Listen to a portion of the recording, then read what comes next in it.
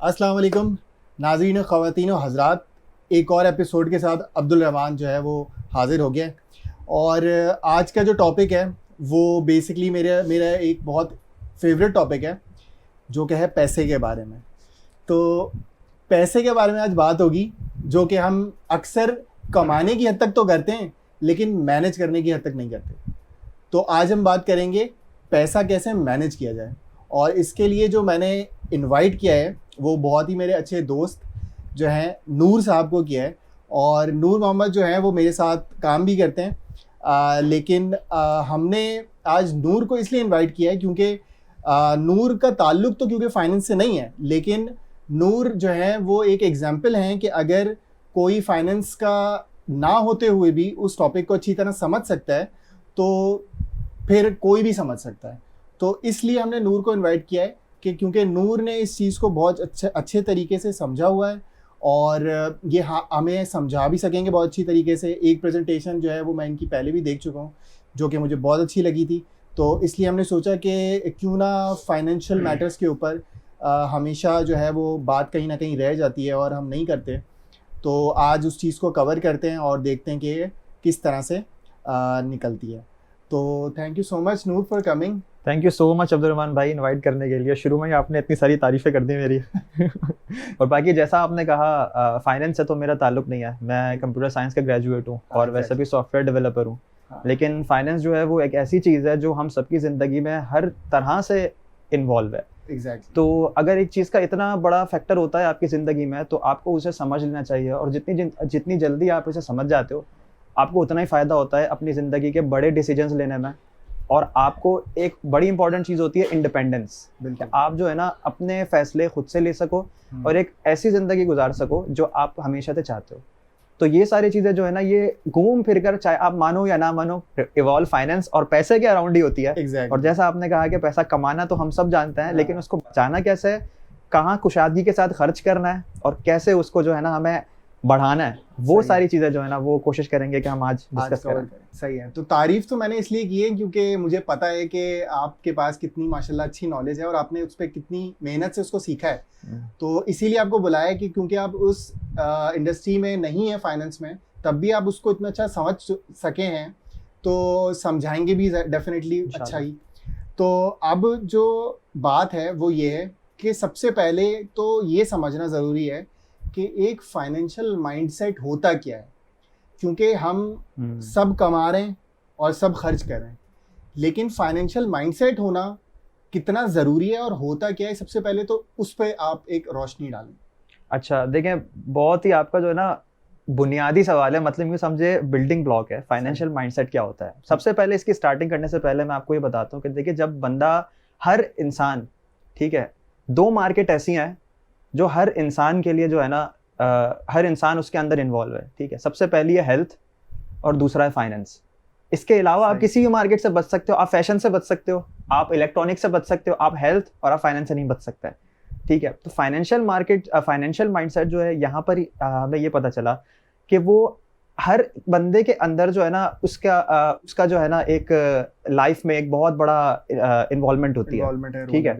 अब financial mindset होता क्या है? देखें, फाइनेंशियल माइंडसेट, बहुत सारे लोग ये समझते हैं कि अगर मुझे अगर 2 लाख रुपए महीने के कमाने लग जाऊं ना तो मैं फाइनेंशियली फ्री हो जाऊंगा, या अगर मैं जो हूं ना वो 10 लाख रुपए कमाने लग जाऊं तो मैं फाइनेंशियली फ्री हो जाऊंगा। लेकिन हम बहुत सारे ऐसे लोगों को भी देखते हैं कि वो 30 हजार रुपए महीना कमा रहा होता है लेकिन बहुत सुकून की जिंदगी गुजारता है, और कुछ ऐसे लोगों को देखते हैं जो 5 लाख रुपए कमा रहे होते हैं लेकिन वो बेचारे जो है इधर उधर भाग रहे होते हैं, सुकून नहीं होता उनके पास। Absolutely. तो ये फर्क है फाइनेंशियल माइंडसेट में। लेकिन ऑडियंस इसमें कमेंट करके बोलेगी कि नमाज अगर शुरू करें तो जो है आपको सुकून मिलेगा, जो कि बात सही है, जो कि बात सही है। लेकिन हम टेक्निकल बातों पे आ जाते हैं कि क्या एक्चुअल में फाइनेंशियल माइंडसेट होता क्या है। देखें, फाइनेंशियल माइंडसेट अगर मैं आपको शॉर्ट में समझाऊं तो इसका एक जो है ना डेरिवेशन है, जो है कि smart financial decisions is equals to desirable financial outcomes, ठीक है। सही है। एक स्टडी मुझे याद है, एक स्टडी कंडक्ट हुई थी यूनिवर्सिटी ऑफ मिशिगन में, और वहां पर हर तरह के सेक्टर से लोगों को जो है ना इंटरव्यू के लिए इनवाइट किया था, और सबसे ये पूछा था कि आप जो है वो कितना अर्न करते हो और आप क्यों अर्न करते हो बेसिकली, ठीक है। तो इसके बाद जो कंक्लूड हुआ था ना, वो ये हुआ था कि लोग इसलिए पैसे अर्न करते हैं ताकि वो उस इंडिपेंडेंस को, जो उनको चीज़ चाहिए होती है, उसको अवेल कर सकें। ठीक है, तो इसका जो एक नतीजा है वो ये है कि बंदा, अब देखे ना, पैसे आपके पास है, पैसे को आप खा नहीं सकते, लेकिन उससे आप जो है ना कोई ऐसी चीज ले सकते हो जो आपको चाहिए। आप पैसों से लैपटॉप ले सकते हो, आप लैपटॉप को यूज कर सकते हो। तो बात वही आ जाती है कि आप अगर फाइनेंशियल माइंडसेट की तरफ आ रहे हो, तो फाइनेंशियल माइंडसेट के अंदर आपको पैसा कमाना, उसको बचाना, उसको खर्च करना और उसको बढ़ाना, ये सारी चीजें कवर हो जाती हैं। और इसके अंदर जो एक बड़ा टॉपिक है वो पैसा खर्च करना है, जिसमें हम आएंगे बाद में। पैसा खर्च करना है, तो जब आप पैसा खर्च करने का सही तरीका सीख जाते हो ना, तो आपका एक फाइनेंशियल माइंडसेट आपके अंदर बिल्ड होता है, जो कि आपको ये सारी जो स्मार्ट फाइनेंशियल डिसीजंस हैं और डिजायरेबल फाइनेंशियल आउटकम्स है, उस गोल तक आपको लेके जाता है। सही है। तो बेसिकली कहने का मकसद ये कि अगर इसको पूरा एक तरह का एक साइकिल माना जाए फ्रॉम स्टार्ट टू एंड, तो सभी कुछ इसमें आ जाता है कि आप किस तरह से कमा रहे हैं, किस तरह से खर्च कर रहे हैं, किस तरह से सेव कर रहे हैं, उन सब चीज़ों की नॉलेज होना, अवेयरनेस होना, यही सब चीज़ें, अगर मैं गलत नहीं हूँ तो यही सब एक फाइनेंशियल माइंडसेट का बिल्कुल वो ऐसा ही है, डेफिनेशन में आ सकता है। और इसके अंदर एक और चीज़ मैं इंक्लूड करूँ, वो है अवेयरनेस। ठीक है, यानी आपको पता होना चाहिए कि आप इस वक्त फाइनेंशियली कहाँ खड़े हुए हो। फाइनेंशियल माइंडसेट का एक बहुत इंपॉर्टेंट पार्ट ये भी है कि आपको ये पता होना चाहिए कि आप फाइनेंशियली इस वक्त कहाँ खड़े हुए हो। अगर आपको ऐसा लग रहा है कि आप बहुत अमीर हो और आप बड़ी बड़ी लग्जरीज ले रहे हो, तो वो आपकी बेसिकली आपकी लायबिलिटीज बन जाएंगी जो आपको खा जाएंगी, और आपको पता भी नहीं चलेगा, देखते देखते आपका खजाना खाली हो जाएगा। ऐसे ही है ना। तो आपको ये जो अवेयरनेस है ना, वो बहुत मैटर करती है कि आपको फाइनेंशियल माइंडसेट जो है ना, फाइनेंशियल अवेयरनेस, ये आपकी सारी वो जो मैंने पहले बात कही थी कि फाइनेंशियल डिसीजंस पर जो है ना आपको लेने के लिए, ये आपकी अवेयरनेस आपको बहुत मैटर करती है। और क्योंकि ये सारी चीजें इंटरलिंक्ड हैं, अगर आप अर्निंग से लेकर और फिर आप जो खर्च कर रहे हो, फिर उसको सेव कर रहे हो, और किस टाइम पे कितना खर्च करना है, कितना सेव करना है, इन सब चीज़ों का जो है वो एक जो है सम अप अगर करें, तो वो फाइनेंशियल अवेयरनेस या फाइनेंशियल माइंडसेट में कवर हो सकता है। बिल्कुल ऐसा ही है। सही है। तो नूर, ये तो बहुत अच्छे तरीके से जो है वो एक्सप्लेन हो गया कि फाइनेंशियल अवेयरनेस होती क्या है, और आई एम श्योर कि लोगों को भी ये चीज़ समझ आ गई होगी। अगर नहीं अभी भी समझ आई है, क्लियर नहीं हुई है, तो कमेंट करें, और फिर उसके बाद हम कोशिश करेंगे वो उसको और अच्छे तरीके से आपको समझा सकें। इसके अलावा जो एक बहुत लोगों के दिमाग में कन्फ्यूजन रहती है और लोगों को इस चीज़ के बारे में नहीं भी अक्सर पता होता, वो ये है कि जो हमारी नेशनल इनकम है और जो इन्फ्लेशन है वो क्या होती है, वो उसके बारे में थोड़ा सा बताओ। अच्छा, इन्फ्लेशन तो हम बहुत बात करते हैं इन्फ्लेशन के बारे में कि भाई महंगाई बढ़ रही है, महंगाई बहुत ज़्यादा बढ़ गई है। तो लेकिन हमें समझना है कि ये इन्फ्लेशन बेसिकली बढ़ती किस तरह से, इसके फैक्टर्स क्या होते हैं, और दूसरा ये किस रेट से बढ़ती है, और क्या आप उस रेट के मुकाबले में कुछ आपने अपना कुछ इस तरह की सोर्स लगाई हुई है कि आप उस रेट पर, जिस रेट से इन्फ्लेशन बढ़ रही है, आप उसे टैकल कर रहे हो। तो एक चीज़ तो ये है कि देखें, इन्फ्लेशन जो है ना, अगर मैं सिर्फ आपके पाकिस्तान की बात करूं, तो ऑन एवरेज 1960 से लेकर अगर मैं अभी की बात करूं 2011 तक की, तो 8.5 से 9% की एवरेज से हर साल कंपाउंड की रेट से बढ़ता है। ठीक है, लास्ट ईयर 12.5% था, जरूरत से ज्यादा थी, लेकिन वो अगर एवरेज निकालेंगे ना, तो आप 8.5-9% के दरमियान आ जाएगी। सही। अब इन्फ्लेशन जो है ना, ये मैं आपसे पहले एक सवाल ये करता हूँ कि मुझे एक बात बताएं, इन्फ्लेशन अच्छी चीज़ है या बुरी चीज़ है? मतलब महंगाई होनी चाहिए या नहीं होनी चाहिए? मेरे हिसाब से तो अगर एज अ कॉमन मैन अगर मुझसे पूछो, तो मैं तो नहीं चाहूँगा कि महंगाई हो। मेरा नहीं ख्याल कि बहुत सारे लोग चाहेंगे कि महंगाई कभी भी हो, क्योंकि वो उनकी जो ज़रूरत ख़रीद है वो उसमें कम हो जाती है। अगर एक चीज़ में 10 की खरीद रहा हूँ, 15 की हो गई, तो इवेंचुअली मेरे इनकम तो नहीं बढ़ रही ना, अक्सर मेजॉरिटी की, तो उस केस में। अच्छा देखें, आपने बिल्कुल सही बात की है। मोस्ट ऑफ द पीपल जो है ना, मेजॉरिटी जो तबका है ना, उनका यही ख्याल है। इन्फ्लेशन की ना कुछ टाइप्स हैं। इन्फ्लेशन एक जो होती है ना, वो डिमांड पुल इन्फ्लेशन होती है। अगर फॉर एग्जांपल एक मुल्क बहुत अच्छा काम कर रहा है और वहाँ पर जो है सबके पास एक बहुत अच्छी इनकम है, सबकी एक लाइफस्टाइल जो है बहुत अच्छी है, तो उस मुल्क की जो है ना डिमांड बढ़ जाएगी। फॉर एग्जाम्पल मैं आपको इसका एक एग्जाम्पल देता हूँ कि गर्मियों की छुट्टियों का जब टाइम आता है ना, तो एयरलाइन की टिकट्स महंगी हो जाती हैं। क्यों? डिमांड बढ़ गई। सही है। इसके मुकाबले में कोविड था, कोविड में एयर ब्लू की टिकट जो है ना 3,500 रुपए की चल रही थी और कोई जाने वाला नहीं था, और लास्ट ईयर को एयर ब्लू की टिकट जो है वो 10K से भी ऊपर थी, तो वो डिमांड की बात है। लेकिन जो चीज आप बात कर रहे हो ना वो हाइपर इन्फ्लेशन है, ये एक सही चीज है। हाइपर इन्फ्लेशन ये बहुत खतरनाक होती है। इसके अंदर चीज ये होता है कि इसके अंदर होता है इस तरह से कि चीजें इस रफ्तार से बढ़ती हैं कि उसको आप कैचअप नहीं कर पाते, आप उसके मुकाबले में जो है ना कुछ भी ओवरकम नहीं कर पाते उसको। लेकिन ऑन द अदर हैंड जो डिमांड पुल इन्फ्लेशन है वो अच्छी होती है, उसका फायदा ये होता है, फॉर एग्जांपल हम सारे जॉब करते हैं, ठीक है, हमारी हर साल सैलरीज बढ़ रही हैं, ये भी तो इन्फ्लेशन है काइंड ऑफ, है ना। कि अगर हमारी सैलरी बढ़ रही है तो हम जिस ऑफिस में काम कर रहे हैं वो हमारी अगर उन्होंने पे बढ़ाई है फॉर एग्जांपल, तो वो आगे अपने क्लाइंट को ज्यादा चार्ज करेंगे, तो उन्होंने भी तो आगे अपने रेट बढ़ाए, सही, तभी वो हमें आगे पे कर रहे हैं, सही है। तो ये भी एक इन्फ्लेशन का एक तरीका है, और ये डिमांड पुल इन्फ्लेशन है, तो ये एक अच्छी चीज होती है, सही। और इसका एक फायदा ये है कि हम लोग ये देखते हैं ना कि देखिए महंगाई इतनी बढ़ रही है, तभी भी लोगों की जो जरूरियात जिंदगी है वो उनको मिल रही है, और वो जिस तरह से जिंदगी गुजार रहे हैं वो बेहतर हो रही है, मेजोरिटी की बेहतर हो रही है ना। तो वो इसी वजह से डिमांड पुल पर। और अगर मैं दूसरे टॉपिक की तरफ आऊं इसके, कि इन्फ्लेशन अगर ना हो, सही है, जैसे मेजोरिटी ये बात करती है, अगर इन्फ्लेशन ना हो, अगर नेचर वाइज इस तरह होता है कि चीजें महंगी होने के बजाय सस्ती होने लगती, हाँ, फिर क्या होता है, ये इंटरेस्टिंग। अगर चीजें इस तरह होती कि आज ये मोबाइल फोन मेरे पास है ना, ये 1000 रुपए का है, सही है, अब 10-10% के हिसाब से हम लगाते हैं, अगर ये 1000 रुपए से गिरने लगे 10-10% पर, तो पहली बात है कि कंपनी मोबाइल बनाना छोड़ देगी, सही है, मोबाइल बनेगा ही नहीं, क्योंकि और अगर बन भी गया तो कोई खरीदेगा नहीं, क्योंकि कोई बंदा किस लिए खरीदेगा, उससे पता है कि अगर ये 1000 रुपए की चीज है तो अगले साल तो ये गिर जाएगी, या अगले साल मुझे और सस्ती मिल जाएगी, है ना।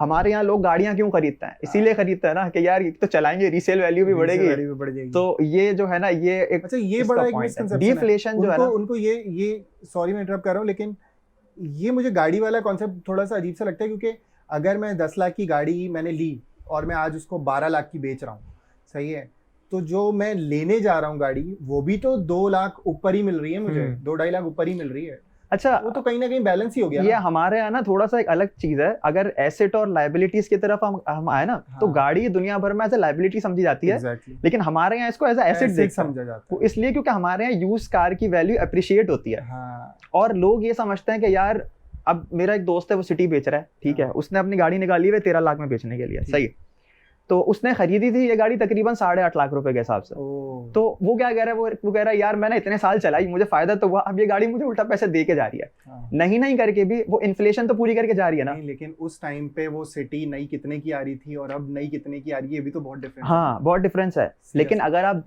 वर्ल्ड वाइड कम्पीट करो ना इसको, तो अगर वो 7.5 लाख की दुनिया में खरीदे, बाहर कहीं खरीदेगा तो वो उसको ज्यादा पैसों में नहीं मिलेगी, यूज की वैल्यू हमेशा कम होती है, वो 5 में जानी चाहिए थी, या फिर भी उसको 12 मिल रहा है, है ना। तो एक तो ये कॉन्सेप्ट होता है लोगों का कि उसको रीसेल वैल्यू अच्छी आनी चाहिए, हमारे मोबाइल में भी यही है रीसेल वैल्यू, गाड़ी में भी यही है, बाकी प्लॉट वगैरह तो चलें, ये तो वैसे ही एसेट है, तो ये तो एक अलग ही पर्सपेक्टिव से देखा जाता है। इसके अलावा इस चीज से नेशनल इनकम का क्या ताल्लुक है भी या नहीं? अब एक हमारे यहाँ ना एक चीज है, जैसे पेट्रोल की जो रेट है वो बढ़ते हैं, तो लोग कंपेयर करने लगते हैं कि यार यूके में तो 200 रुपए के हिसाब से, मतलब अगर हम करेंसी कन्वर्ट करें तो पीकेआर में वो 200 रुपए का पड़ेगा, 250 रुपए का पड़ेगा, बिल्कुल सही, और हमारे यहाँ इतना है, तो हमारे यहाँ तो वहां से बहुत सस्ता पेट्रोल है। तो इसका असल में जो ताल्लुक होता है वो होता है कुव्वत खरीद से। बिल्कुल, क्या एक मुल्क का एक वाहिद फर्द जो है, एक इंडिविजुअल है, वो इतना केपेबल है कि वो यूके की इकोनॉमी को अपने मुल्क की इकोनॉमी के साथ कंपेयर कर रहा है? क्या वो मुल्क इतना जो है वो कंपेरेबल है उसके साथ? तो इसको जो है ना कंपेयर करने के वैसे तो काफ़ी सारे पैरामीटर्स हैं, लेकिन 2 पैरामीटर्स जो है ना वो बड़े फेमस है, एक जीडीपी का और एक जीएनपी का।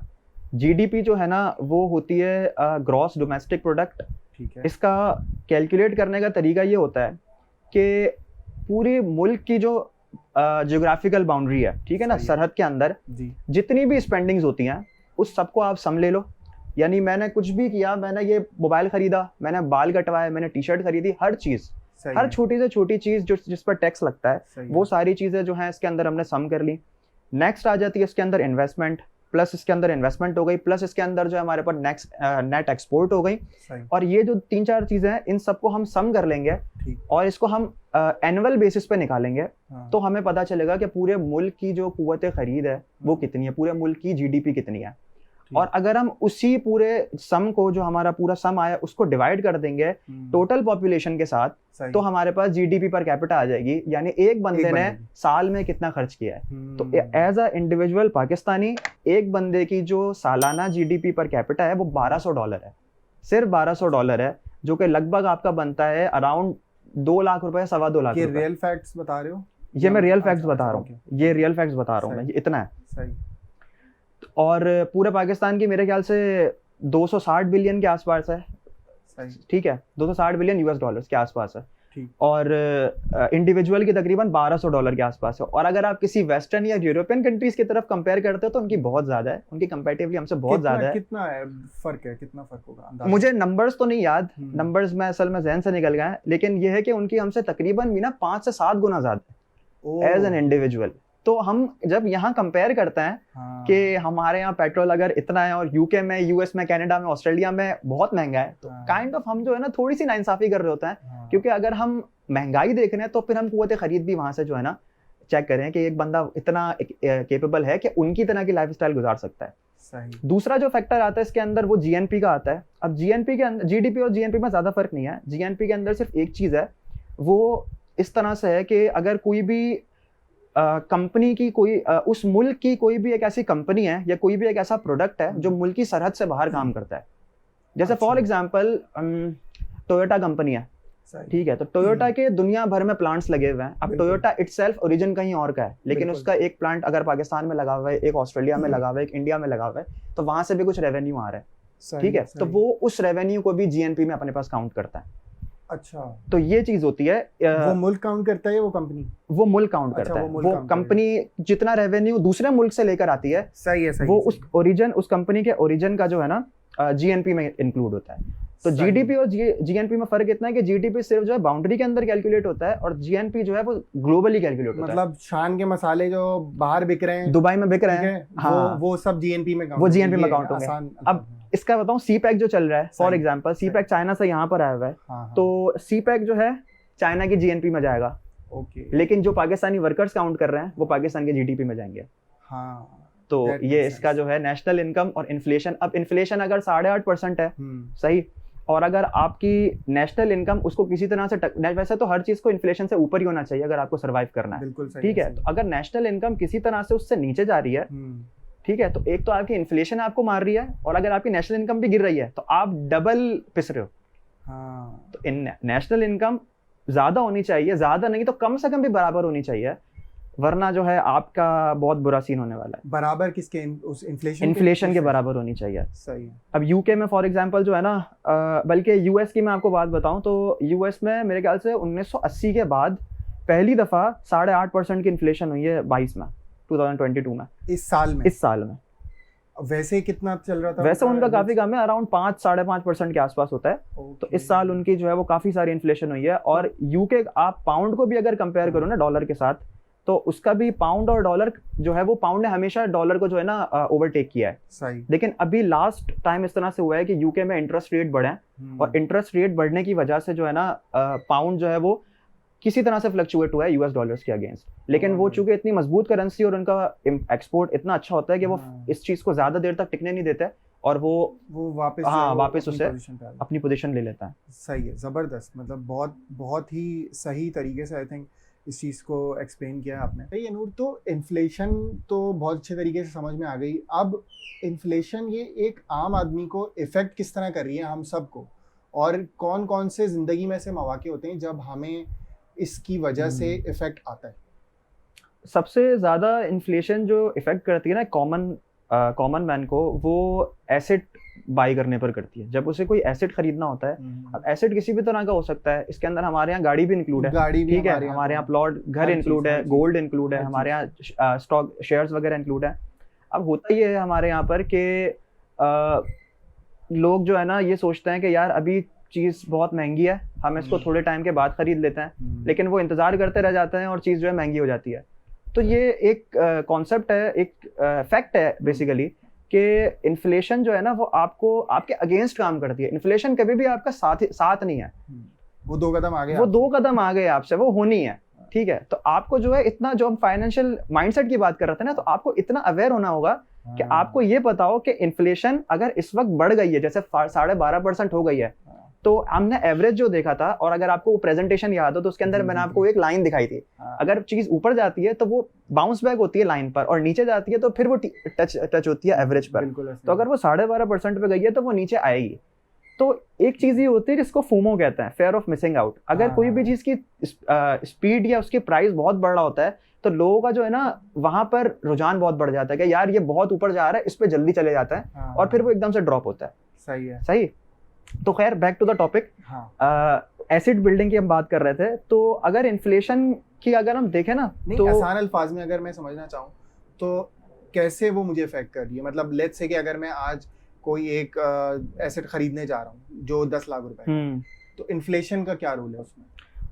अगर आप 10 लाख रुपए का कोई एक चीज खरीदने के लिए जा रहे हो, ठीक है, और 10 लाख की है लेकिन मेरे पास 10 लाख नहीं है, लेट्स से मेरे पास 5 लाख है, इन दैट केस या तो आपको बोरो करना पड़ेगा, ठीक है, जो कि बहुत रिस्की है। अगर आप उसके कॉन्सिक्वेंसेस नहीं जानते तो बहुत रिस्की है, क्योंकि credit loan up to 40% interest rate पर भी आता है एनुअली, अगर आप अपने ड्यूज के लिए टाइम पे नहीं करो तो एक तो ये चीज़ है कि सेकंड ये है कि अगर आप कोई ऐसी चीज़ बाई कर रहे हो जो आपको नीड है, लेकिन आपके पास फिलहाल उसका जो है ना वो नहीं है, लाइक इतने पैसे नहीं है, या आपके पास अभी वो जराया नहीं है, तो उसका एक आसान तरीका ये होता है कि आप जो है ना इंस्टॉलमेंट की तरफ जाओ, या आप जो है ना डायरेक्ट फुल 100% लोन की तरफ ना जाओ, आप इंस्टॉलमेंट की तरफ जाओ। उसका फायदा ये होता है कि बीइंग अ सैलरीड पर्सन, या कुछ जो हम बजटिंग में आगे बात करेंगे, आप चीज़ों को अपनी बैलेंस के हिसाब से जो है ना आगे दे सकते हो। और एक चीज़ जो मैं यहाँ पे ऐड करूँ वो है गोल्ड। सही है, गोल्ड हमेशा जो है ना इन्फ्लेशन के टक्कर पे जाता है। अगर किसी को इन्फ्लेशन को बीट करना है, सिर्फ उसका मकसद है इन्फ्लेशन बीट करना है, उसका मकसद है अर्निंग करना नहीं है, उसका मकसद है सिर्फ इन्फ्लेशन मुझे बीट करना है, 10 साल अगर हम जाएं, तो वो गोल्ड लेके रख ले। गोल्ड आपको जो है ना नुकसान नहीं देगा। गोल्ड की हिस्ट्री जो अगर आप 1950 में, मैंने तो खाली 1950-1960 से देखी है, हालांकि इसकी हिस्ट्री तो बहुत पुरानी है, तो वहां से भी अगर आप उसकी हिस्ट्री देखें ना, तो गोल्ड आपको 8.5%, 9%, 10% का जो है ना आपको प्रॉफिट एनुअल कंपाउंड रेट पे लाके देता है। सही है। और अगर मैं फॉर एग्जांपल 10 लाख की कोई चीज़ है और अभी मैं नहीं ले पा रहा हूँ, और मैं सोचता हूँ कि यार मेरे पास जब 10 लाख हो जाएंगे तब मैं लूँगा, तो क्या वो चीज़ उस वक्त तक 10 लाख की रहेगी? नहीं, ऐसा नहीं होगा। रीज़न ये है कि हमने जैसा बात करी ना इन्फ्लेशन की, तो करेंसी जो है वो डेप्रिशिएट होती है, हमेशा करेंसी डेप्रिशिएट होती है। स्ट्रॉन्गेस्ट इकोनॉमी है वो डेप्रिशिएट होता है। इसकी मैं आपको एक रियल फैक्चुअल अगर आपको बात बताऊं तो 1960 में, 1960 में अगर किसी के पास 100 रुपए थे, और अगर वो बंदा अभी तक उसको संभाल के बैठा है ना अपने पास, तो उसकी वैल्यू जो है वो 2.5 रुपए के बराबर है। आसान लफ्जों में मैं समझाऊं तो 1960 में जो चीजें 2.5 रुपए में आती थी, अब वो चीजें 100 रुपए में आती है। तो ये है कि अगर आप सिर्फ इंतजार करते रह जाओगे ना कि यार मैं 10 लाख रुपए जमा कर लूं, और जब वो चीज मुझे चाहिए होगी, जब मेरे पास 10 लाख हो जाएंगे फिर मैं खरीद लूंगा। हाँ, इसके अंदर टाइम वेरिएबल है। अगर आप इतने कैपेबल हो कि आप 10 लाख रुपए 6 महीने के अंदर उठा के ला सकते हो, तो आपको मसला ही नहीं है। लेकिन अगर आपको 10 लाख रुपए जमा करने के लिए 3 साल लग रहे हैं, या इवन 1 साल भी लग रहा है, तो अगर हम 8.5% कंपाउंड रेट की बात करते हैं ना, तो ये हमारे पास 8,500 रुपए ऊपर चला जाएगा। सही है। तो मतलब कहीं ना कहीं आपको उस इन्फ्लेशन की जो बीट करना है, हाँ, उससे आगे निकलना है, उसको बीट करना है। उसको जब आप ओवरलैप कर लोगे तभी, या तो एटलीस्ट उसके साथ चल रहे हो आप, ठीक है, या तो आप ओवरलैप कर लो कि लेट्स से मैंने 10 लाख रुपए की चीज थी, मैंने 5 लाख मेरे पास थे, मैंने 5 लाख कहीं से डायरेक्ट कहीं से बोरो कर लिए विदाउट एनी इंटरेस्ट, और वो चीज मैंने उसको परचेज कर ली, तो एट दैट मोमेंट मैंने इन्फ्लेशन को बीट कर दिया, और एट द सेम टाइम मुझे इंटरेस्ट भी नहीं लगा उस चीज के ऊपर। अब इसके अंदर जो एक बड़ी इंपॉर्टेंट चीज है ना, हमारे यहाँ तो अप्लाई नहीं होती, लेकिन मैं पढ़ रहा था इसके बारे में, बाहर फॉरेन वगैरह में इस तरह होता है कि लोग घर खरीद लेते हैं मॉर्गेज पर, राइट। तो वो क्या करते हैं, लोन लेते हैं, इस पे घर खरीद लेते हैं, और फिर क्या होता है कि वो रेंट उनको आ रहा होता है। सही। अब वो क्या करते हैं कि अगर फॉर एग्जांपल घर के बजाय कोई दुकान खरीद लेगा, तो उस पर रेंट भी आ रहा है, या उसने अगर स्टोर वगैरह बनाया हुआ है, तो क्या होगा कि आपको एक तो फायदा होगा वो मॉर्गेज पे करने में, और दूसरा उसकी वैल्यू अप्रिशिएट होगी। तो स्टडी ये थी, एक स्टडी, बल्कि रिच डैड पुअर डैड के अंदर भी यही है, इसके अंदर भी यही है कि आप जो है ना क्रेडिट से अपनी एसेट्स बनाओ, उसके अंदर ये क्रेडिट से अपने एसेट्स बनाओ। उसमें थोड़ा सा एक ये मैं तजाद करता हूँ बात कहीं और निकल जाएगी, लेकिन वहाँ का जो माइंडसेट है वो यहाँ अप्लाई नहीं होता, यहाँ पे अप्लाई हाँ, अक्सर नहीं होता, क्योंकि नहीं होता। वो जो है घर को वो बेसिकली घर जिस तरीके से खरीदते हैं वहाँ पे तो ज्यादातर घर जो है वो लोन पे ही लिए बिल्कुल। जाते हैं।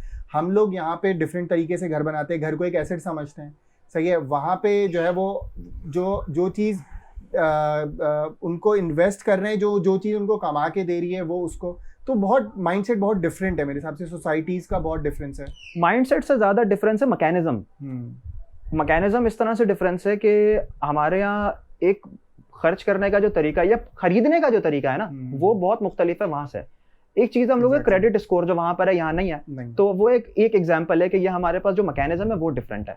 और अगर हम वापस आ जाए अपने टॉपिक पे कि इन्फ्लेशन को अगर आप बीट कर रहे हो या आप जो है वो एसेट कर रहे हो या आपके पास कोई इस तरह की चीज़ है, तो उसका एक आसान तरीका ये होता है कि आपका अगर अपना कारोबार है, आप सैलरीड पर्सन हो, तो आपको हर साल जो आपका ग्रोथ होनी चाहिए ना वो एटलीस्ट भी रेट ऑफ इंटरेस्ट से ज़्यादा होनी चाहिए। अगर आप सैलरीड पर्सन हो, मैं यही पूछने वाला था कि बहुत सारे लोग जो नेगोशिएट करते हैं जब अपनी इंक्रीमेंट्स को या कहीं स्विच कर रहे होते हैं, तो वो इन्फ्लेशन को किस तरीके से बीट कर सकते हैं या वो किस चीज़ का ध्यान रखें तो वो उनके लिए बेहतर होगा।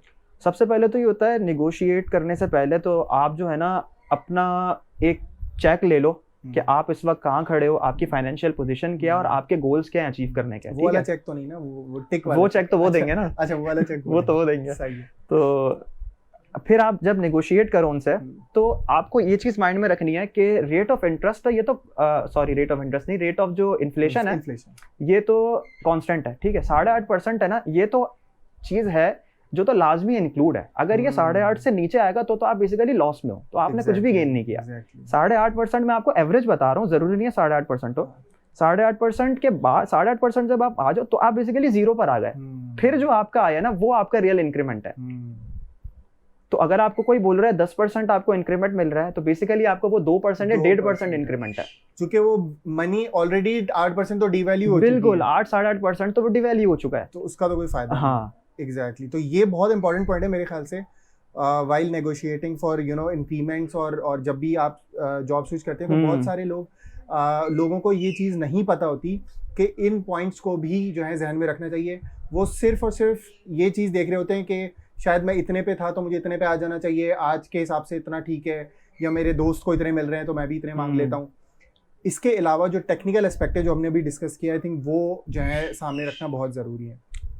ठीक है, अच्छा तो हमने इन्फ्लेशन और फाइनेंशियल अवेयरनेस इन सब चीज़ों के बारे में, हमारी जो नेशनल इनकम है इस सब के बारे में काफ़ी जो है वो अच्छे तरीके से चीज़ को डिस्कस कर लिया। अब यहाँ पे थोड़ा सा डिस्कस कर लेते हैं कि जो इसके बाद जो चीज़ आती है, अब हमने कमा तो लिया, सही है, नेगोशिएट भी कर लिया, हम इन्फ्लेशन के आसपास भी आ गए, हमें लॉस भी नहीं हुआ, सब कुछ हो गया, अब हमारे पास पैसे आ गए। एक चीज़ जो अब यहाँ पे सबसे ज़्यादा जो है वो असर रखती है वो ये कि अब उस जाहिर सी बात है, अब जब पैसा आता है तो फिर जो है आपको हाथ में जो है वो होता है कि यार इसको खर्च भी करना है। बिल्कुल ऐसा ही है। तो जहाँ तक मैंने पढ़ा है वो ये है कि आपकी जो सेविंग है वो इंटरलिंक्ड होती है कहीं ना कहीं माइंडफुल स्पेंडिंग से। तो इसके बारे में क्या ख्याल है कि क्या सिर्फ सेविंग कर लेना ही सब कुछ है कि भाई जो कमाया सेव कर लिया, हम जो है वो पैदल जा रहे हैं जहाँ जाना है, क्योंकि भाई सेव करना है, नहीं है सही, ये भी गलत है डेफिनेटली। ठीक है, तो माइंडफुल स्पेंडिंग का क्या मतलब है और वो किस तरीके से सेविंग को आपके वो करती है? देखें, खर्च करना जो है ना, स्पेंड करना, खर्च करना, ये ना दो कैटेगरीज में आता है। सही। पहली तो ये है कि जो आपकी नीड है, जो ज़रूरत है, और दूसरा ये है कि जो आपकी ख्वाहिश है, जो लग्जरी है।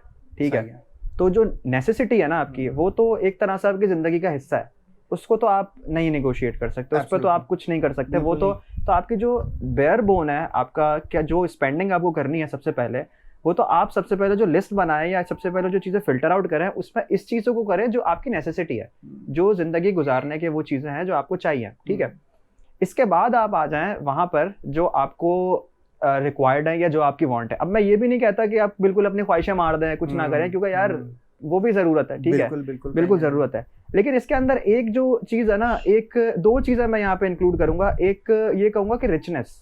ठीक है, यहाँ पे हमारे पास आ जाता है एक कॉन्सेप्ट ऑफ रिचनेस का। सही।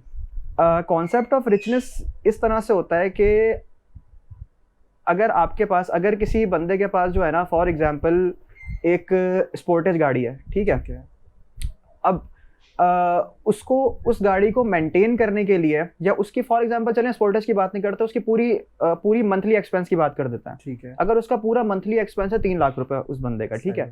अब अगर खुदा ना खास्ता उसके पास उसके सारे सोर्स ऑफ इनकम बंद हो गए, उसकी जॉब चली गई, उसने कहीं स्टॉक्स में इन्वेस्ट किया था, वो लॉक हो गया, व्हाट्सएवर जो हो गया, अब कितने महीने तक वो बगैर किसी सोर्स ऑफ इनकम के अपनी वो लाइफ स्टाइल जो है ना उसी तरह से जी सकता है जिस तरह से वो जी रहा था। अच्छा, मतलब आप कह रहे हैं सोर्स ऑफ इनकम कोई नहीं है। हाँ, मतलब अगर लेकिन एक्सपेंस तो होगा डेफिनेटली, आप नेसेसिटी में तो एक्सपेंस करोगे। बिल्कुल। अगर फॉर एग्जांपल मैं आपसे कहूं कि आप जो है ना 3 लाख रुपए आप महीने का खर्च करते हो, ठीक है, अब खुदा ना खास्ता कल को कुछ ऐसा होता है कि आपकी सारी सोर्स ऑफ इनकम खत्म हो गई, सही, तो आप कितने महीनों तक अपनी जिंदगी को इसी तरह से कंटिन्यू करोगे, यानी 3-3 लाख रुपए देते रहोगे। फॉर एग्जाम्पल अगर आप 4 महीनों तक कर पाते हो ना, तो आप 4 महीने रिच हो। ओके, सही है। अगर आप 6 महीने तक कर पाते हो तो आप 6 महीने रिच हो, ठीक है। तो ये एक चीज होती है जो माइंडफुल स्पेंडिंग पर आती है। जब हम लग्जरी बाय करते हैं ना, तो इस चीज को अपने माइंड में रखते हैं कि यार ये तो लग्जरी है, मेरी लाइफ का हिस्सा तो नहीं है, लेकिन अगर मेरे पास कल को ऐसा कुछ हो जाता है कि पैसे कम हो गए या नहीं आ रहा है, बंद हो गए, तो मैं इसको कितनी देर तक और अपने पास चला पाऊंगा। ऐसा तो नहीं है कि ये मेरे पास कबाड़ में खड़ी रह जाएगी या मैं इसको यूज नहीं कर पाऊंगा, ये मुझे नुकसान में बेचनी पड़ जाएगी। सही। एक तो ये चीज हो गई। सेकंड, इसके अंदर जो चीज आती है वो है हमारे पास रूल ऑफ 30 होता है। रूल ऑफ 30 का मतलब ये है कि हम लोग सबसे पहले ये देखते हैं कि 30 दिन, कुछ बहुत से लोग 15 दिन देखते हैं, कुछ लोग 7 दिन देखते हैं, सबकी अपनी अपनी जो है ना वो शौक के ऊपर है। ठीक। तो कि वो कितने दिनों तक उस चीज के बगैर सरवाइव कर सकता है। अगर एट मोस्ट, ये वांट्स की बात कर रहे हो? वांट्स की बात कर रहा हूँ। नीड तो एक ऐसी चीज है जो जरूरत तो करनी ही है। बिल्कुल, ठीक है। अगर कोई 30 दिन तक एक चीज के बगैर सरवाइव कर रहा है ना, इसका मतलब है कि वो नीड नहीं है, वो उसकी वांट है। सही है। सही। और उसको जरूरत नहीं है, जरूरत नहीं है, या उसको इतनी शिद्दत से जरूरत नहीं है। अब फॉर एग्जांपल एक बात है कि फोन नेसेसिटी है, ठीक है।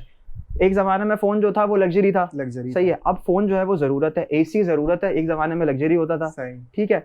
तो अब लेकिन इसमें हमारे पास कैटेगरी क्या आती है? कैटेगरी हमारे पास फोन की ये आ जाती है कि एंड्रॉइड है और दूसरी तरफ हमारे पास है आईफोन, ठीक है। तो आईफोन थोड़ा सा लग्जरी की साइड हो जाता है, सही। और एंड्रॉइड जो है वो हम जैसे थोड़े से जो मिडिल क्लास गरीब बंदे होते हैं वो यूज करता है, ठीक है। लेकिन जरूरत दोनों पूरी करना है, सही है, ठीक है। बाकी एसी जो है, एसी का एक कॉन्सेप्ट ये है कि पहले के टाइम में, इवन मैं स्कॉलरशिप पे था ना, तो हमारे यहाँ स्कॉलरशिप देने से पहले, मैं मेमन हूँ, तो हमारे यहाँ स्कॉलरशिप देने से पहले जो है ना एक फॉर्म फिल होता है, उसमें ये होता है कि आपके घर में कितनी गाड़ियां हैं, आपके घर में एसी है नहीं है, वो सारी चीजें चेक करते हैं। हाँ। और ये जो है लग्जरी के कॉलम में होती थी, गाड़ी, आईफोन, लैपटॉप, एसी, ये लग्जरी के कॉलम में होता था, देखने के लिए कि आप अगर केपेबल हैं तो आप स्कॉलरशिप पे क्यों पढ़ रहे हो, फिर आप उल्टा हमें पैसा दो, दूसरों को स्कॉलरशिप दो। सही बात है। तो ये जो चीजें है ना, क्योंकि एसी सिर्फ लगाना थोड़ी, फिर बिल भी तो पे करना है ना उसका। तो ये फिर वो रिचनेस वाली बात आ गई कि आप कितने टाइम तक इसको अफोर्ड कर सकते हो। राइट। तो ये माइंडफुल स्पेंडिंग के ऊपर होता है कि आपको सिर्फ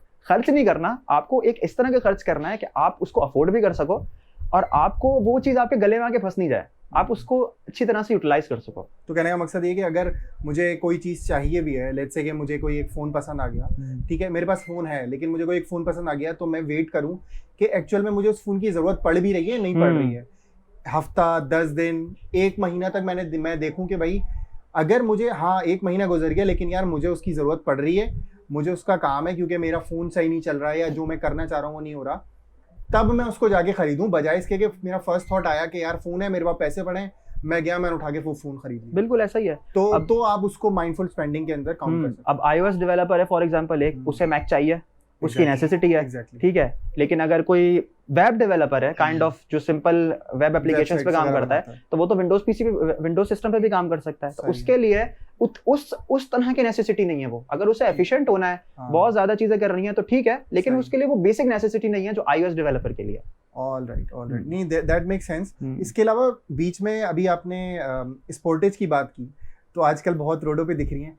अब होता ये है कि इसी माइंडफुल स्पेंडिंग से रिलेटेड चीज़ है, वो ये कि होता ये है कि सोसाइटी में एक जो है ना, एक तरह का एक प्रेशर डेवलप हो रहा होता है आपके ऊपर, और आपके आसपास के जो लोग हैं, दोस्त हैं, रिश्तेदार हैं, पड़ोसी हैं, अब अगर किसी जो है वो आपके चचा ने या चचा के बेटे ने या पड़ोसी ने स्पोर्टेज ले ली, तो अब आपके ऊपर भी प्रेशर बिल्डअप हो गया। ऐसा ही है कि भाई जो है वो घर वाले भी बोल रहे हैं भाई गाड़ी वाड़ी का कुछ करो, क्या हो रहा है ये वो फलाना। वो उसको कंसिडर करना चाहिए, नहीं करना चाहिए? What do you think? मैं इसको 100% डिनाई तो नहीं करूंगा कि आप जो है बस, वो कहते हैं ना कि सोसाइटी की बिल्कुल फिक्र नहीं करो, जिसको जो करना है करो, 100% तो नहीं करूंगा। एक रीजन इसका मैं ये दूंगा कि अगर आप अपने से आगे वालों को देखते हो ना, तो आपको एक कंपटीशन का एहसास होता है, आपको कोई मीनिंगफुल रास्ता नजर आता है जिंदगी में आगे जीने का। अगर आप अपनी चार दीवारी के अंदर ही रहोगे ना, तो आपको फायदा नहीं, आपको पता ही नहीं है बाहर क्या हो रहा है, आप अपनी एफएक्सी चलाते रह जाओगे और सामने वाला स्पोर्टेज में निकल जाएगा। सही बात सही है।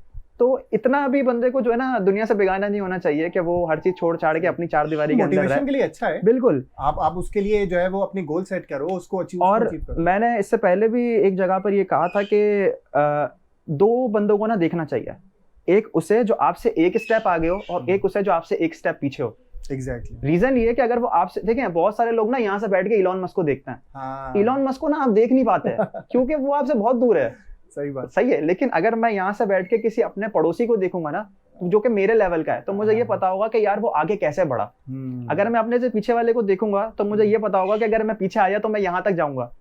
अगर आप इलॉन मस्क को देखोगे तो फायदा नहीं है, आप वहां जा ही नहीं पाओगे। कोई फायदा नहीं। ठीक है, आप वो पाथ ही ड्रॉ नहीं कर सकते जो डेफिनेटली उसका रहा है, या उसकी जो सोसाइटी है, जिस तरह की उनकी अपब्रिंगिंग होती है, वो डेफिनेटली हमसे बिल्कुल बहुत बहुत डिफरेंट है। अच्छा, तो अब ये बातें हमने जो है वो सेविंग से रिलेटेड कर ली, किस तरह सोसाइटी के प्रेशर को टैकल करना है, और ये सब चीज़ें तो हो गई।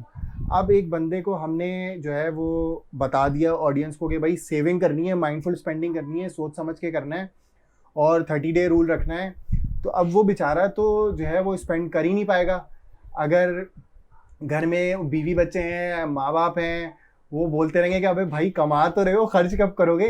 ये भी तो एक मसला हो जाएगा ना। फिर इम्बैलेंस होना भी एक मसला है ना, बैलेंस होनी चाहिए ना चीज। What do you think about that? देखिए, फाइनेंशियल माइंडसेट है ना, वो होता ही इसलिए है कि आपको खर्च करना है, आपको वो सारे काम करना है जिसका आपको दिल करता है। आपको अपनी मिट्टी ना, आपको अपना हाथ यूं नहीं रखना, आपको अपना हाथ यूं भी रखना है और यूं भी रखना है। आपको खर्च भी करना है और दूसरों को देना भी है। लेकिन फायदा इसके अंदर ये होता है कि आपके पास चेक एंड बैलेंस रहता है कि मुझे किस वक्त कितना खर्च करना है और किस तरह नहीं करना। आपको अपने डिजायर्स नहीं मारना है। सही है ना। आपको वही जो हमने बात करी थी कि ना कि नीड्स और वांट्स की, तो नीड्स तो पूरी होंगी लेकिन आपको अपनी वांट्स भी पूरी करनी है। ठीक है। तो जो बात आ रही है, फैमिली वाले कह रहे हैं कि यार हमें कुछ चाहिए, तो आपको वो सारी चीजें पूरी करनी है इसके अंदर। ठीक है। और यही फायदा होता है जब आप चेक एंड बैलेंस रखते हो चीजों का, तो आप जो है ना एकदम से सारी चीजें नहीं कर लेता है। यानी अगर आपके ऊपर फॉर एग्जांपल एक बहुत बड़ा जो है ना एक बर्डन आ गया, एक बहुत बड़ा एक फाइनेंशियल डिसीजन आपको लेना है, ठीक है, और आपको ये पता है कि आप ये लेने के काबिल नहीं हो, इस वक्त आप ये लेने की पोजीशन में नहीं हो, लेकिन वो इतनी जरूरत है कि आपको करना है। ठीक है। तो आप उस वक्त अवेयर हो जाओगे, एक रेड लाइट जल जाएगी आपके पास कि यार अभी तो ये हो गया, लेकिन अब मुझे जो है ना इतनी सेविंग करनी है, या मुझे इतना इन्वेस्ट करना है, या मुझे एक और सोर्स ऑफ इनकम की जरूरत है जो मुझे इतना पर महीने ला कर दे, तो मैं इतने टाइम के बाद यहाँ चला जाऊंगा। सही। एक चीज इसके अंदर ये भी होती है, एक रूल ऑफ 72 है। रूल ऑफ 72 बेसिकली ये होता है कि अगर आपको फॉर एग्जांपल अगर आपने कहीं पे पैसा इन्वेस्ट किए हुए हैं, म्यूचुअल फंड में किए हुए हैं, या स्टॉक एक्सचेंज में किए हुए हैं, या किसी और जगह पे फिक्स डिपॉजिट किया हुआ है, तो वो आपको जो है ना एक इंटरेस्ट रेट बताते हैं कि यार 8% हो गया, 10% हो गया, PSX वगैरह स्टॉक एक्सचेंज में अप टू 15% हो गया। तो आप जो है ना उसको 72 से डिवाइड कर दो, तो वो आपको बता देगा कि कितने साल में आपके पैसे डबल होंगे। अच्छा। तो ये जो है ना इस तरह के जो छोटे छोटे फॉर्मूलाए होते हैं, और ये जो रूल ऑफ 72 है, तो ये आपको इस तरह के फाइनेंशियल डिसीजंस लेने में, और अगर आपके ऊपर कोई एक बड़ा डिसीजन आ गया, फॉर एग्जांपल हमारे यहाँ हमारी सोसाइटी के अंदर एक बहुत कॉमन है कि यार अगर किसी के घर पे बेटी पैदा होती है तो उसको पहले से टेंशन लग जाती है कि यार इसकी शादी करवानी है, ये सब करना है, ये करना है। तो ये चीजें अगर आपको पता होती है ना कि अगर फॉर एग्जांपल 10 लाख रुपए यहाँ डाल रहा हूँ और 7 साल के बाद वो डबल होकर आ जाएंगे, मेरे पास 20 लाख रुपए आ जाएंगे, और इसमें से मैं इन्फ्लेशन ऑलरेडी माइनस कर चुका हूँ, तो आप बहुत अच्छा गेम खेल सकते हो कंपेयर टू वो जिसको ये चीजें नहीं पता। सही। आई थिंक इन्वेस्टमेंट एक बहुत ब्रॉड टॉपिक है, और इंशाल्लाह इस टॉपिक को कवर करने के बाद एक उस पर अलग से हम सेशन करते हैं, बैठेंगे, क्योंकि बहुत सारी चीज़ों की इन्वेस्टमेंट बहुत डिफरेंट कैटेगरीज में हो सकती है, यू नो दैट। तो हम उस पर फिर आराम से बात करेंगे। मैं एक और चीज़ यहाँ पे ये भी मेंशन करना चाह रहा हूँ कि जहाँ तक फैमिली पे खुद पे जो है वो स्पेंड करना ज़रूरी है। वहाँ मैं तो ये कहता हूँ कि अपने आप को मोटिवेट रखने के लिए भी अपने आप को आप कभी ना कभी महीने में 15 दिन में जो भी आपकी सहूलत है एक अमाउंट फिक्स करके वो अपने आप को भी कुछ ना कुछ गिफ्ट करना खुद को रिवॉर्ड देना। एग्जैक्टली हाँ। ताकि आप डेफिनेटली एक पॉइंट से दूसरे पॉइंट पे आस्ता आस्ता करके ग्रो कर रहे हो एज एन इंडिविजुअल। अगर आप अपने आप को मोटिवेट नहीं करोगे तो वो कहीं ना कहीं आपकी जो एक हसल है वो कहीं ना कहीं मर जाएगी। आपको लगेगा कि यार मैं कमा इतना रहा हूँ, फ़ायदा ना मुझे हो रहा है ना मेरी फैमिली को हो रहा है। तो मुझे ये लगता है, ठीक है, एंड आई वुड से आप भी उससे एग्री करोगे कि अपने आप को रिवॉर्ड करना भी ज़रूरी है। मंथली कर लो, 2 महीने में, 3 महीने में कर लो। तो ये मैं खुद भी करता हूँ और मैं बाकी लोगों को भी एडवाइस करूँगा कि नॉर्मल स्पेंडिंग के अलावा जो है वो खुद को भी रिवॉर्ड करें। बिल्कुल, रिवॉर्डिंग जो है बहुत इंपॉर्टेंट है। सही, बंदा खुद को रिवॉर्ड इसलिए भी करता है कि यार उसने बहुत अच्छा काम किया है, तो कोई और अप्रिशिएट करे ना करे, यार हमें तो पता है हमने क्या किया। जरूरी नहीं है कि आप कोई 10,000 50,000 की चीज खरीदो, कुछ भी 500,000 रुपए में भी कोई नॉर्मल आपका जो बजट है उसके हिसाब से भी आप खुद को एक ट्रीट दे दो। हाँ? कहीं चले जाओ, अकेले चले जाओ, खाओ पियो ऐश करो, और क्या किसी को क्या पता। बिल्कुल, बस वो एक खुद सेटिस्फाई होना चाहिए। एक क्वालिटी टाइम अपने लिए दे दो जिसमें आप खुद को सेटिस्फाई कर सको। अपने लिए आप जो है वो एक टाइम, एक छोटा सा चंक ऑफ मनी निकाल लो। बस यही है खुद को रिवॉर्ड करना। जबरदस्त। तो मैंने एक जगह पढ़ा कि एक बुक है, बहुत मशहूर बुक है, rich dad poor dad, Robert साहब ने वो लिखी है। तो उसमें वो कहते हैं कि आप लायबिलिटीज बिल्ड करने के बजाय एसेट्स बिल्ड करो। तो वो आसान अल्फाज में क्या हैं और हमें क्यों बनानी चाहिए बेसिकली? एसेट्स बेसिकली और लायबिलिटीज जो है ना, इसकी बिल्कुल एक, अगर आपके पास कोई कॉमर्स का या कोई फाइनेंस का बंदा बैठा होगा वो आपको बहुत ही टेक्निकल टर्म में बताएगा। लेकिन मैं अगर आपको बिल्कुल सिंपल इसको बताऊं तो एसेट हर वो चीज़ होती है जो आपको पैसा ला के दे, जिसके थ्रू आपको वेल्थ जनरेट हो रही है। और लायबिलिटी हर वो चीज़ होती है जो आपकी जेब से पैसा निकाले, जो जिसकी वजह से आप कुछ स्पेंड करो। मेक सेंस, बिल्कुल सही। ठीक है, वो एग्जांपल एसेट में हमारे पास जो मशहूर चीज़ है वो हमारे पास सबसे पहले तो लैंड आ जाता है, प्लॉट आ जाता है हमारे पास। ठीक है, हमारे पास गाड़ी आ जाती है यहाँ पर। सही है, इसके अलावा हमारे पास गोल्ड आ जाता है। गोल्ड भी अप्रिशिएट होता है, एटलीस्ट मैंने बताया वो इन्फ्लेशन का तो बेहतरीन है। इन्फ्लेशन को अगर सिर्फ किसी को इन्फ्लेशन को टक्कर देनी है तो गोल्ड।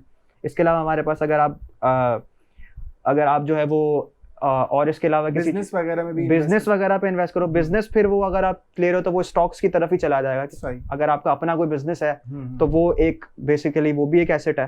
अगर आप लायबिलिटी की तरफ जा रहे हो तो लायबिलिटी में अगर आपने किसी से क्रेडिट लिया हुआ है, कोई लोन लिया हुआ है, वो एक बहुत बड़ी लायबिलिटी है जिसको आपको पे करना है। अगर आप किसी रेंट के घर पे रहते हो तो आपको पे करना है। ठीक है, इवन अगर मैं आपको बताऊं तो ये जो बिजली हम यूज कर रहे हैं ना, ये भी लायबिलिटी है क्योंकि हम इसका किराया दे रहे हैं। ये भी लायबिलिटी है। सही है, लेकिन ये नेसेसिटी है। सही है, इस पे कॉम्प्रोमाइज हो नहीं सकता। लेकिन अगर मेरी इनकम 50,000 रुपए है और मैं जो है वो 4 AC घर पे लगा के बैठे हुए 4 AC लगा लूं या 30,000 रुपए इंस्टॉलमेंट पे गाड़ी निकलवा लूं, ठीक है, तो वो मेरे हिसाब से एक लायबिलिटी वो गलत है। फिर वो बजटिंग की तरफ चले जाएगा, यार तुमने अपना प्लान ठीक नहीं बनाया था। सही, तो ये एसेट और लायबिलिटीज की तरफ होता है। और एसेट बिल्ड करने का जो एक बुनियादी फायदा है ना, वो है ये कि एसेट मल्टीप्लाई होता है। यानी अगर आपके पास आज सिर्फ एक प्लॉट है, हमने कितने सारे ऐसे बंदों को हम जानते होंगे पर्सनली जिन्होंने सिर्फ एक प्लॉट से स्टार्ट किया था, जो रियल एस्टेट में इन्वेस्टर थे या जो छोटे से ब्रोकर थे।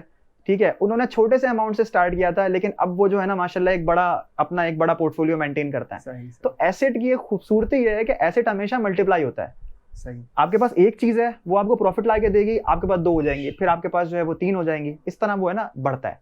और लायबिलिटी जो है, लायबिलिटी अगर आपको नीचे नहीं लाएगा तो लायबिलिटी आपको आगे नहीं बढ़ने देगा। ये दोनों के अंदर फर्क है। और मैं दोबारा उस बुक को कोट करूंगा, उसमें यही बात मेंशन है कि अगर आपको कोई ऐसी लायबिलिटी बनानी है, लेट्स से कि आपने कुछ सोचा कि यार मैं जो है वो एक चीज़ कोई जैसे गाड़ी ले लेता हूँ लेट्स से, तो आप उस लायबिलिटी के लिए पहले एसेट बिल्ड करो।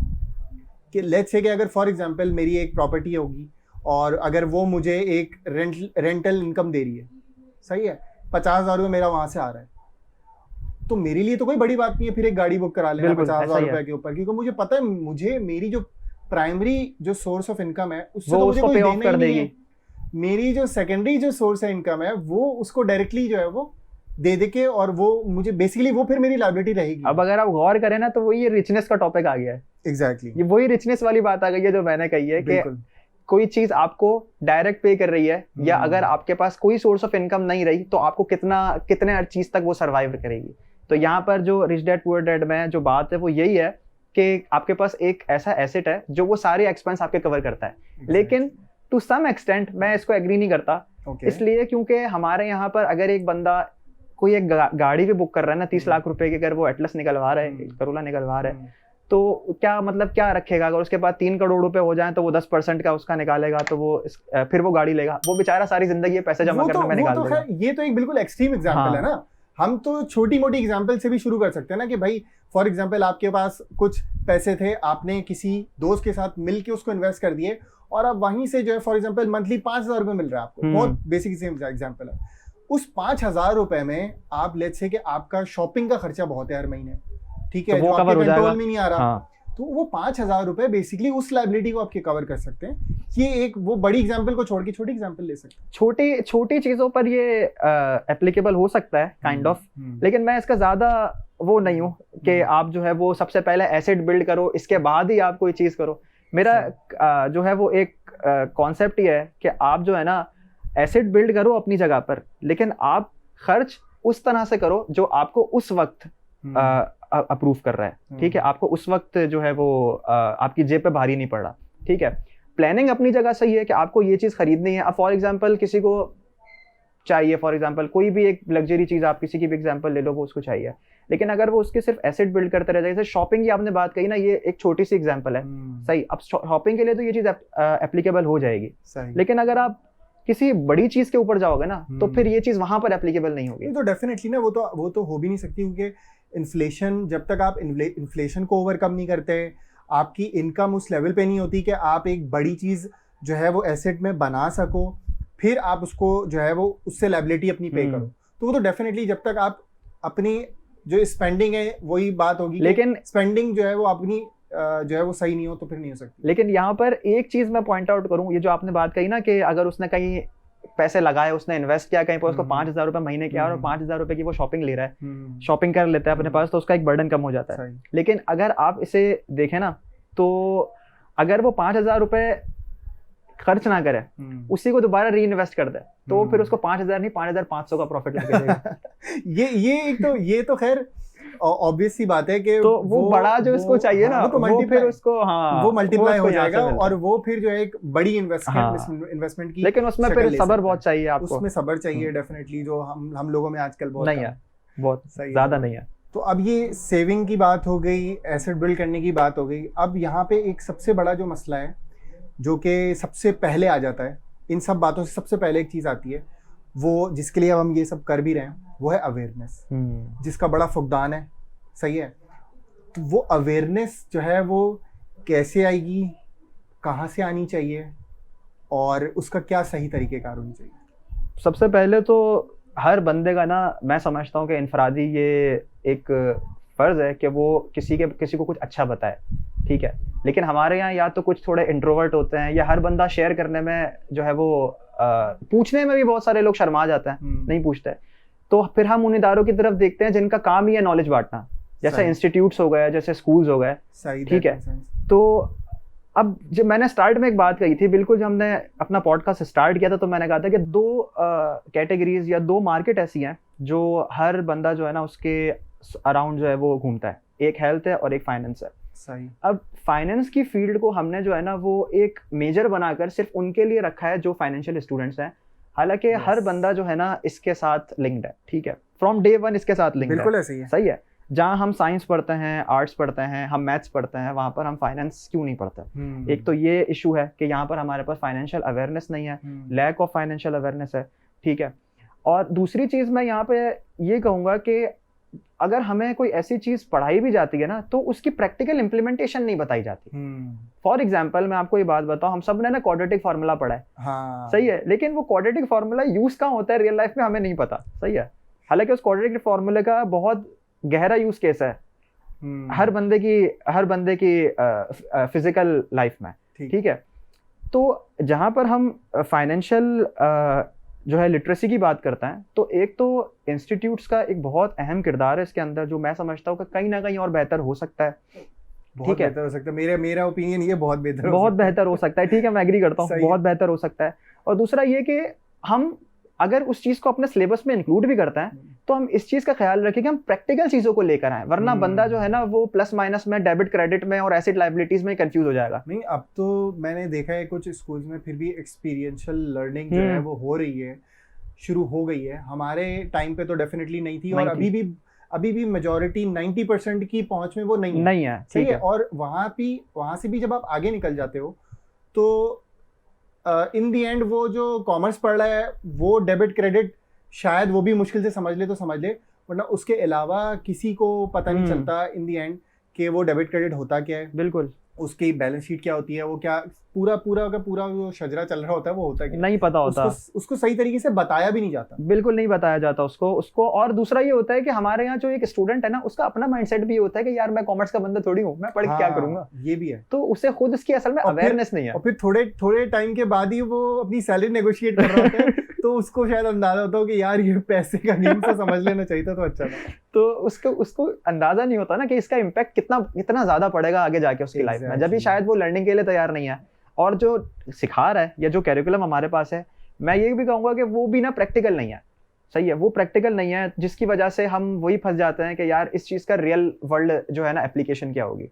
एक तो ये चीज है। बाकी अगर हम स्कूल्स की तरफ जाएं तो इसको एक जो है ना कंपलसरी एटलीस्ट बेसिक चीजें जो आ गई, जिसके अंदर हमारे पास कंपाउंड आ गया, जिसके अंदर हमारे पास जो इन्फ्लेशन आ गई, हमारे पास जो है एसेट और लायबिलिटीज जो है इसका कॉन्सेप्ट आ गया, इसकी कैटेगराइजेशन आ गई, हमारे पास जो है बैलेंस शीट आ गई, किस तरह बनाता है। ठीक है, ये चीजें जो है, ये तो एक चीज है हर बंदे को आनी चाहिए। सही, आपको मास्टर नहीं होना, लेकिन आपको इतना समझ आना चाहिए कि आप जो है ना वही सैलरी अगर नेगोशिएट करो तो आपको पता हो कि आप क्या कर रहे हो, और आप अपने लिए भी अगर कोई चीज या अपने घर वालों के लिए भी कोई चीज ले रहे हो तो आपको पता हो कि आपके लिए क्या। पढ़ाने वाले के ऊपर भी है कि वो उसको इस तरीके से रियल लाइफ एग्जांपल्स के साथ समझाए कि उस चीज को समझना भी आसान हो और लोग फिर उसको याद भी रखें लंबे अरसे। बिल्कुल। और इसके अंदर फिर पेरेंटिंग का भी एक बहुत बड़ा रोल है। एग्जैक्टली। कि अगर घर से ही, वालिदैन की तरफ से ही अगर जो है इस चीज की थोड़ी तंबी की जाए, इस चीज के बारे में थोड़ी अप्रिशिएट किया जाए, तभी भी जो है ना एक बड़ा अच्छा इम्पैक्ट आ सकता है। अब मोस्टली होता ये है कि हमारे यहाँ, मैंने बताया ना, लैग चल रहा है, तो मोस्टली पेरेंट्स को ही नहीं पता होता,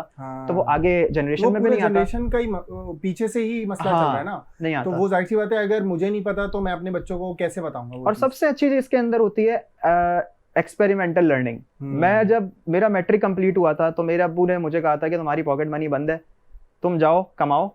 सही है।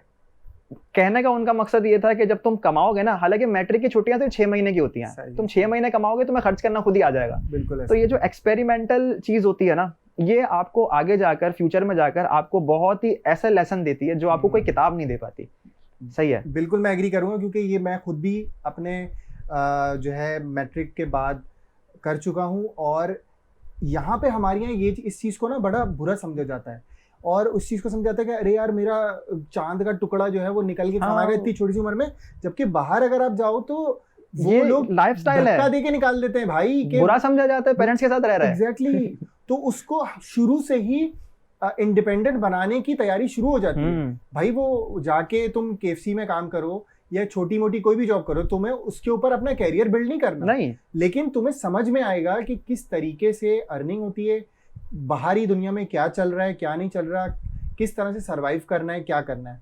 हमारे यहाँ उस चीज़ को बहुत बुरा समझा जाता है, और हम सब कुछ जो है ना इमोशनली अपने ऊपर ले लेते हैं अपने बच्चों के, कि यार हमारा बच्चा है, बाहर जाके कमाएगा और ये हो जाएगा, वो हो जाएगा। और इसमें सोसाइटी का भी एक बहुत बड़ा फैक्टर है। जो बुरा समझा जाता है ना, वो असल में है ही सोसाइटी का, कि अगर मेरा बच्चा अगर कोई काम करेगा तो क्या बोलेंगे कि यार इकलौता बच्चा है, लाडला बच्चा है, ये काम कर रहा है, धूप में काला हो जाएगा, उम्र क्या है, ये तो इतनी जो है वो धूप में फिर रहा है और ये करे वो करे।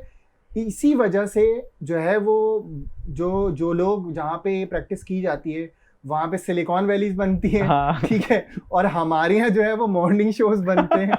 तो ये एक मेजर डिफरेंस आ जाता है कि भाई उस तरीके से अपब्रिंगिंग वहाँ हो रही है, उस चीज़ पे ट्रेन किया जा रहा है, उनको छोटी उम्र से निकाला जाता है कि भाई ठीक है, अब तुम कॉलेज में, स्कूल में, मैट्रिक एटलीस्ट तुमने कर लिया, हाई स्कूल में आ गए हो, तो अब निकलो, जाओ, अपना खर्चा खुद उठाओ। और आजकल जो है ना एक न्यू टर्म चल रही है एंटरप्रेन्योरशिप की, बड़ा बड़ा जो है ना इसका ट्रेंड चल रहा है। सही। तो अब थोड़ा सा जो लोगों को अपना काम करने का जो है ना जज्बा आया है, फेसबुक पेज से हम काफी देख रहे होते हैं, तो ये एक अच्छे की तरफ जा रही है, अच्छा एक रुझान है, ठीक है, भले ही ट्रेंड है जो भी है, लेकिन इसको आगे कंटिन्यू होना चाहिए। और इससे लर्निंग जो है ना वो ये होनी चाहिए कि हम चीजों को अपने बेनिफिट में और दूसरों के बेनिफिट में किस तरह बना सकते हैं, और इसको हम जो है ना एट द एंड हमारे टॉपिक पर फाइनेंशियली अपनी अवेयरनेस के लिए और अपनी लिटरेसी के लिए कैसे यूज कर सकते हैं।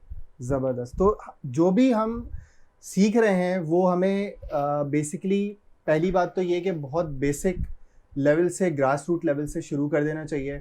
उसमें हमारे पेरेंट्स का भी बहुत बड़ा रोल है। जो पेरेंट्स इसको सुन रहे हैं, देख रहे हैं, उनसे मेरी रिक्वेस्ट है कि अपने बच्चों को शुरू से, छोटी उम्र से इस चीज़ के बारे में अवेयर करें कि पैसे को सिर्फ कमाना नहीं है, पैसे को सही तरीके से मैनेज भी करना है।